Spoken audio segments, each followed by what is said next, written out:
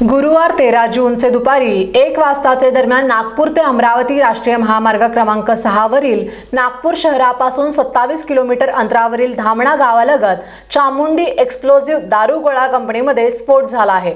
स्फोट इतका भयानक होता की या स्फोटात 5 महिला व 1 पुरुष असे 6 कामगारांचा भाजून मृत्यू झाला आहे। अनेक कामगारांना उपचारासाठी नागपूर येथील खासगी रुग्णालयात दाखल करण्यात आले आहे। सविस्तर बातमी अशी की दुपारी 1 चे सुमारास फटाका वातीची कटिंग सुरू असतानाच अचानक स्फोट झाला। या 3 चेंबरमध्ये काम करीत असलेले कामगार होरपळून गेले, काहींना बाहेर फेकले। या 4 कामगार तरुणीसह एका पुरुष कामगाराचा जागीच मृत्यू झाला, तर एक महिला दवाखान्यात उपचार करताना मरण पावली, तर 3 कामगार गंभीर जखमी झाले आहेत।